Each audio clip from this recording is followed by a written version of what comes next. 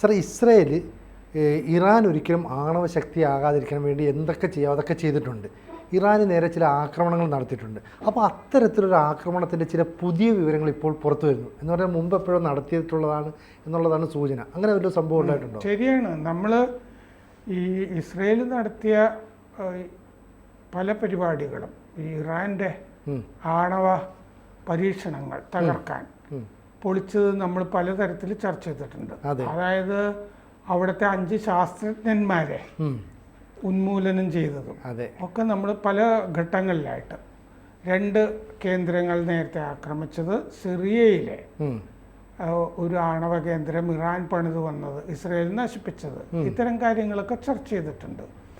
പക്ഷേ അടുത്ത കാലത്താണ് ഇറാൻ ഇൻ്റർനാഷണൽ, അതായത് ലണ്ടനിൽ നിന്ന് പേർഷ്യൻ ഭാഷയിൽ വാർത്തകൾ പ്രക്ഷേപണം ചെയ്യുന്ന ടെലിവിഷൻ ചാനലാണ് ഇറാൻ ഇൻ്റർനാഷണൽ. അവർ പുറത്തുവിടുന്ന വിവരമാണ് ഈ 2020 ജൂലൈയിൽ ഒരു ആണവ സംവിധാനം ഇറാൻ്റെ മൊസാദ് തകർത്തു എന്നുള്ള വിവരം. ഇത് എങ്ങനെയാണെന്ന് വെച്ചാൽ 2020 ജൂലൈയിൽ atomic energy organisation of Iran, AEOI, ആ ആറ്റമിക് എനർജി ഓർഗനൈസേഷൻ ഇറാൻ്റെ ഇൻഡസ്ട്രിയൽ പ്രൊഡക്ഷൻ വർക്ക്ഷോപ്പ് അത് മൊസാദ് കത്തിക്കുകയാണ് ചെയ്തത്. ഇറാൻകാരെ തന്നെ ഉപയോഗിച്ച് ആണ് ഈ ഓപ്പറേഷൻ നടത്തിയത് എന്നുള്ളതാണ്. അതായത് ഒരു വ്യവസായ ഉൽപാദന കേന്ദ്രം, ആണവ കേന്ദ്രം, ആണവ ശക്തി വ്യവസായ ഉൽപാദനത്തിനുമൊക്കെ ഉപയോഗിക്കാമല്ലോ. അങ്ങനത്തെ ഒരു കേന്ദ്രം, വ്യാവസായിക ഉൽപാദനത്തിന് വേണ്ടി ആണവശക്തി ഉപയോഗിക്കുന്ന ഒരു വർക്ക്ഷോപ്പ് മൊസാദ് തകർത്തതായിട്ട് ഇറാൻ ഇൻ്റർനാഷണലാണ് പുറത്തുവിട്ടിട്ടുള്ളത്. അവർ ഈ സ്ഥാപനം ഉണ്ടല്ലോ, ഈ ഇൻഡസ്ട്രിയൽ പ്രൊഡക്ഷൻ വർക്ക്ഷോപ്പ്, അവരാണ് ഇറാൻ്റെ ആണവോർജം, അതുപോലെ ഫ്യുവൽ സൈക്കിൾ, ഇങ്ങനത്തെയുള്ള സംവിധാനങ്ങളൊക്കെ നിയന്ത്രിക്കുന്നത്. അത് ഈ വർക്ക്ഷോപ്പിൻ്റെ ചുമതലയായിരുന്നു എന്നാണ് ഇറാൻ ഇൻ്റർനാഷണൽ റിപ്പോർട്ട് ചെയ്യുന്നത്. ഇത് ഒരു ഹാക്കിംഗ് ഗ്രൂപ്പിൻ്റെ, ആദ്യം ഇത് ഇറാൻ ഇൻ്റർനാഷണലിനെ പിടികിട്ടുന്നത് എങ്ങനെയാണെന്ന് വെച്ചാൽ ഒരു ഹാക്കിംഗ് സെറ്റ്, ഹാക്കിംഗ് ഗ്രൂപ്പ്, അവർ ഹാക്ക് ചെയ്ത് കിട്ടിയ ഈ ജുഡീഷ്യൽ, അതായത് കോടതിപരമായ ജുഡീഷ്യൽ, പിന്നെ ചാര, ഇൻ്റലിജൻസ് രേഖകളിൽ നിന്നാണ് ഇങ്ങനൊരു സംഭവം ഉണ്ടായ വിവരം ഇറാൻ ഇൻ്റർനാഷണലിൽ കിട്ടുന്നത്. ഹാക്ക് ചെയ്ത് ഒരു ഗ്രൂപ്പ് എടുത്ത വിവരമാണ് ഇറാൻ ഇൻ്റർനാഷണലിൽ കിട്ടിയത്. മൊസാദാണ് അത് ചെയ്തത്. പക്ഷെ മൊസാദോ ഇസ്രയേലോ അത് ഇതുവരെ സമ്മതിച്ചിട്ടില്ല. അങ്ങനെ രീതി അവർക്കില്ല. 9 ഇറാൻകാർക്ക് പണം കൊടുത്താണ് ഇത് ചെയ്യിച്ചത് മൊസാദ്. അവർക്ക് 2.7 ബില്യൺ റിയാൽ എന്ന് പറഞ്ഞാൽ $10,000, വലിയ തുകയല്ലത്, $10,000. പക്ഷേ ഈ 9 പേരും അതിൽ മിക്കവാറും ആളുകളൊക്കെ ഈ മയക്കുമരുന്നിന് അടിമകളായിരുന്നു എന്നാണ് റിപ്പോർട്ടുകളിൽ കാണുന്നത്. അപ്പോൾ മാത്രമല്ല, അവരുടെ മൊഴികളുണ്ടല്ലോ പിടിച്ച ശേഷം, അതിൽ പറയുന്നത് അവരിതൊരു ആണവ കേന്ദ്രമാണെന്നൊന്നും അറിയില്ലായിരുന്നു അവർക്ക്. ഞങ്ങൾ ഇത്ര പൈസ തരാം, നിങ്ങൾ പോയി ഇത് കത്തിച്ചിട്ട് വാ എന്ന് പറയുന്ന പരിപാടിയാണ് മൊസാദ് ചെയ്തത്. ഈ വലിയ അങ്ങനെ അഡിക്ട്സായ ആളുകൾ, അവർക്ക് ഈ ഡ്രഗ് അഡിക്ട്സിന് ഡ്രഗ് വാങ്ങിക്കാനായിട്ട് പൈസ വേണമല്ലോ, മയക്കുമരുന്ന് വലിയ പൈസയും വേണം.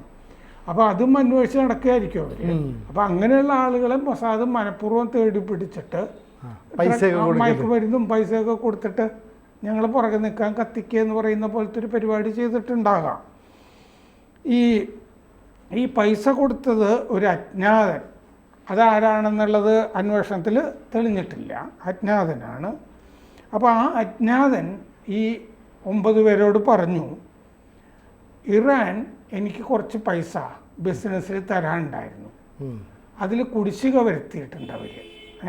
എൻ്റെ കയ്യിൽ നിന്ന് പൈസയൊക്കെ മേടിച്ചാണ് കുടിശ്ശിക വരുത്തിയിട്ടുണ്ട്. അപ്പോൾ എനിക്കതിന് പ്രതികാരം ചെയ്യണം, അതുകൊണ്ടാണ് നമുക്ക് ഈ കെട്ടിടം കത്തിക്കാൻ എന്ന് പറഞ്ഞിട്ടാണ്. അപ്പോൾ പ്രതികൾ മസൂദ് റഹീമി, രണ്ട് സഹോദരന്മാർ, മസൂദ് റഹീമിക്ക്, മുസ്തഫ, മഹമ്മൂദ്, പിന്നെ 6 പേര് മറ്റുള്ളവരും, അങ്ങനെയാണ് പ്രതി. ഇവർ ആയുധധാരികളായിട്ട് ആ വർക്ക്ഷോപ്പിലേക്ക് പ്രവേശിച്ച് അവിടെ കാണുന്ന സാധനങ്ങൾക്കൊക്കെ തീ വച്ചു.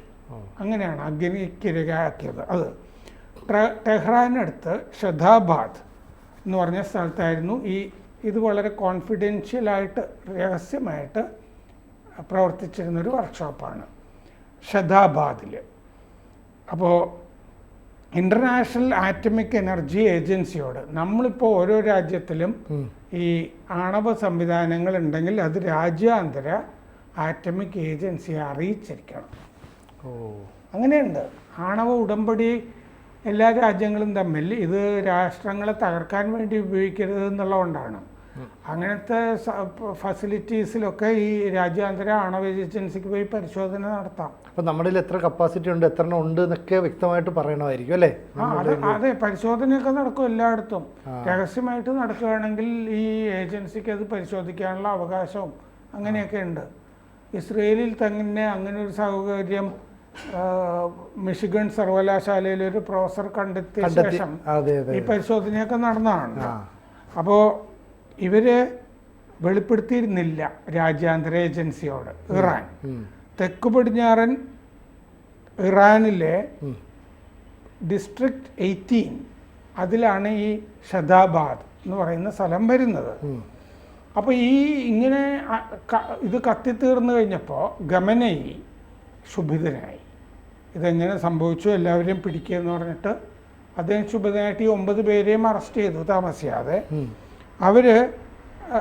അവരപ്പോൾ പറഞ്ഞു അവർക്കിത് ആണവ സംവിധാനം എന്നറിയില്ലായിരുന്നു, മയക്കുമരുന്നിന് അടിമകളാണ്. അവർ മതപരമായിട്ടൊന്നും ഇതിനെ കണ്ടിരുന്നില്ല. ഒരു മതസ്പർദ്ധ ഉണ്ടാക്കാനോ ജൂതന്മാർക്ക് വേണ്ടി നമ്മളിത് ചെയ്യരുതെന്നോ അങ്ങനെ ഒരു മതപരമായ കാര്യങ്ങൾ അവർക്കുണ്ടായിരുന്നില്ല. അവർ നിരാശയിൽ നിന്ന് ചെയ്തതാണ്. ദേശീയ സുരക്ഷാ പ്രശ്നങ്ങളൊന്നും ഇതിൻ്റെ അടുത്തുള്ളതായിട്ട് ഈ പ്രതികൾക്ക് മനസ്സിലായിരുന്നുമില്ല. അപ്പോൾ കോടതിക്ക് അത് ബോധ്യപ്പെട്ടു. ഇങ്ങനെ ദേശീയ സുരക്ഷയൊന്നും അപ്പോൾ ആ വകുപ്പ് എടുത്ത് കളഞ്ഞു. ദേശവിരുദ്ധ വകുപ്പ്, അതാണല്ലോ രൂക്ഷമായ വകുപ്പ്, അതെടുത്ത് മാറ്റി. ഇവരിങ്ങനെ ഒരു കെട്ടിടത്തിന് തീ വെച്ച കേസായിട്ട് അത് മാറ്റി. ഇതിൽ റഹീലി എന്ന് പറഞ്ഞ ആൾക്ക് 10 വർഷം തടവ് വിധിച്ചു. 1-ാം പ്രതിക്ക്. നമ്മൾ നേരത്തെ പറഞ്ഞ പോലെ 2018 നെതന്യാഹു മെയ് 1-ാം തീയതി 55,000 പേജ് ആണവരേഖകൾ ഇറാൻ്റെ എടുത്ത് വീശുകയുണ്ടായി. നമ്മളത് എങ്ങനെയാണ് മൊസാദ് അവിടെ നിന്ന് എടുത്തത് ശേഖരിച്ചത് എന്നുള്ള കാര്യം, സേഫുകളൊക്കെ 38 സേഫ് താഴെകളിൽ ഉരുക്കി ഒക്കെ എടുത്ത കാര്യമൊക്കെ നമ്മൾ പറഞ്ഞിരുന്നു. പക്ഷേ ഈ ഷദാബാദിൻ്റെ കാര്യം അദ്ദേഹം നെതന്യാഹു ഇതുവരെ പറഞ്ഞിട്ടില്ല. ഷദാബാദിന് ശേഷം 5 മാസം കഴിഞ്ഞ് നമ്മൾ പല ശാസ്ത്രജ്ഞന്മാരെ കൊന്ന കാര്യം പറഞ്ഞിരുന്നല്ലോ. ഈ ഷദാബാദിലെ തീവയ്പ് സംഭവത്തിന് ശേഷം 5 മാസം കഴിഞ്ഞിട്ടാണ് അതിലെ ഈ പ്രധാനപ്പെട്ട ആണവ കേന്ദ്രം മേധാവിയായ മൊഹ്സിൻ ഫക്രിസാദെ എന്ന് പറഞ്ഞ ശാസ്ത്രജ്ഞനെ മൊസാദ് കൊലപ്പെടുത്തിയത്. അദ്ദേഹം ഈ ഈ മറ്റേ ഇസ്ലാമിക് പട്ടാള സംഘടനയുണ്ടല്ലോ IRCG, അതിലും അംഗമായിരുന്നു അദ്ദേഹം പട്ടാളത്തിൻ്റെ കൂടി ഭാഗമായിരുന്നു. ഈ പ്രധാനപ്പെട്ട ശാസ്ത്രജ്ഞൻ എന്നുള്ള നിലയ്ക്ക് അവരുടെ ആ സംഘടനയിൽ ഉണ്ടായിരുന്ന പ്രതിരോധ ഗവേഷണങ്ങളുടെയൊക്കെ മേധാവിയായിരുന്നു. അപ്പോൾ ഒരു പ്രധാനപ്പെട്ട ആളെയാണ് തീർത്ത് കളഞ്ഞത്. നവംബർ 27, 2020 ആയിരുന്നു ഈ ഷക്രിസാദയെ കൊന്നത്. ഇപ്പോൾ 60% എൻറിച്ച്ഡ് യുറേനിയം 3 ബോംബ് അണുബോംബ് ഉണ്ടാക്കാനുള്ള സമ്പുഷ്ട യുറേനിയം ഇറാൻ്റെ കയ്യിലുണ്ട് എന്നാണ് കാണുന്നത്. അപ്പോൾ മൊസാദിൻ്റെ ഒരു ഓപ്പറേഷൻ കൂടി നമ്മൾ പ്രേക്ഷകരുടെ മുമ്പിൽ. അപ്പോൾ ഈ ഇറാൻ നമ്മൾ വിചാരിക്കുന്നതിൽ അത്ര നിസ്സാരമായി കാണേണ്ട കാര്യമില്ല അല്ലേ? അവർ ഈ സമ്പുഷ്ടീകരിച്ച യുറേനിയം ഒക്കെ ഉണ്ട്. പിന്നെ മാത്രമല്ല അവർ ഏതെങ്കിലും തരത്തിലുള്ള പരീക്ഷണങ്ങളും ഒക്കെ നടത്തിയിട്ടുണ്ടാകാം. ഇനിയും അതുമായിട്ട് മുന്നോട്ട് പോയേക്കാം. സത്യത്തിൽ ഈ ഷായുടെ കാലത്തൊക്കെ ഇറാൻ ഒരു പ്രധാനപ്പെട്ട രാജ്യം തന്നെയാണ് ചരിത്രപരമായിട്ടും. പേർഷ്യ എന്നൊക്കെ പറഞ്ഞു കഴിഞ്ഞാൽ പ്രധാനപ്പെട്ട സ്ഥലമാണ്. നമ്മുടെയൊക്കെ ഒരുപാട് ഈ കണാദൻ എന്നൊക്കെ പറഞ്ഞുള്ള മഹർഷി പഴയ മഹർഷിയല്ല, കണാദൻ എന്ന് പറഞ്ഞ ഈ ആദ്യകാലത്തെ ജ്യോതിഷ് ശാസ്ത്രജ്ഞൻ എന്നൊക്കെ പറഞ്ഞ ആളുകളൊക്കെ പോയ മേഖലകളൊക്കെയാണത്, ഈ പേർഷ്യൻ മേഖലയ്ക്ക്, പേർഷ്യൻ മേഖലയിലേക്കൊക്കെ.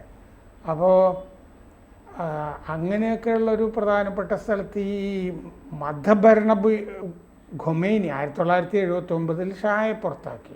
എന്നിട്ടാണ് ഈ മതഭരണകൂടങ്ങൾ വരുന്നത്. ഖൊമൈനി, പിന്നെ ഖമനയി. അങ്ങനെയാണ് ഇത് ഒരുപാട് വർഷം പുറകോട്ട്, രാജ്യം പുറകോട്ട് മനുഷ്യരിൽ നിന്നൊക്കെ അകന്ന് പോകുന്നത്. അപ്പോൾ ആ കാലത്തുമൊക്കെ അവരുടെ കയ്യിൽ പ്രധാനപ്പെട്ട ആയുധങ്ങളും കാര്യങ്ങളും ഒക്കെ ഉണ്ട്. ഇപ്പം തന്നെ 150 ആയുധങ്ങൾ, ഫത്ത എന്ന് പറഞ്ഞ മിസൈലും ഒക്കെ ഭൂഖണ്ഡാന്തര മിസൈലാണ്. 2000 കിലോമീറ്റർ റേഞ്ച്, ശബ്ദത്തിൻ്റെ 5 ഇരട്ടി വേഗത്തിലാണത്. ഇറാനിൽ നിന്ന് 2000 കിലോമീറ്റർ താണ്ടുന്നത് 12 മിനിറ്റിലാണ്. അപ്പോൾ അതൊക്കെ അവരുടെ കയ്യിലുണ്ട്. അതുകൊണ്ടാണ് നിസ്സാരമായി കാണാത്തത് കൊണ്ടാണല്ലോ നേരിട്ട് ഇസ്രയേൽ ഇതുവരെ ആക്രമിക്കാതെ വേറെ രാഷ്ട്രങ്ങളൊക്കെ കൂടെയൊക്കെ ഉള്ളതുകൊണ്ട്. അപ്പോൾ പലതരത്തിൽ ഈ ആണവശക്തിയാകാനായിട്ട് ഇറാൻ ശ്രമിച്ചുകൊണ്ടിരുന്നു. അത് ഓരോ ഘട്ടത്തിലും ഇസ്രയേൽ അറിഞ്ഞ് തകർത്തും കൊണ്ടിരുന്നു. ഇതാണ് കഥ. ഇപ്പം ഇസ്രയേൽ ഒന്നുകൂടെ തിരിച്ചടിച്ചു കഴിഞ്ഞാൽ ഇറാൻ വെറുതെ ഇരിക്കുമെന്ന് നമുക്ക് പറയാനും പറ്റില്ല.